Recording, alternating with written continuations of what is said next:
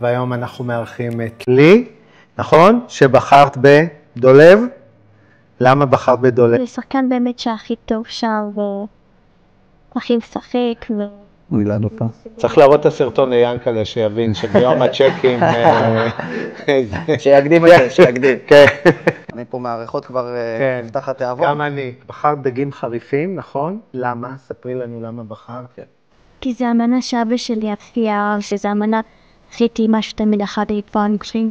באמת? ומי בישל לו את זה? אמא. אמא בישלה לו? אמא. והוא אהב חריף או? כן, מאוד. מאוד חריף. אז הזיכרון כזה שיש לך ממנו. קודם כל כיף לדעת שהעמותה של חמניות היא בעצם יוצרת קשרים עם אנשים שהעמותה אוהבת, כמו שאת אוהבת מאוד דגים חריפים, אז דאגו לך לשף הכי טוב שיבשל לך את זה.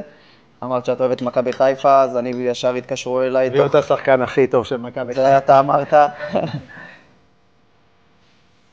אחרי זה נבקש את המתכון, תתבשי. נרשום גם אני וגם אתה. יאללה, בואו ניתם ואת תחליטי אם אני עולה, נכנס לנבחרת. נכנס לנבחרת או לא נכנס? יאללה, קח. מה זה טעים?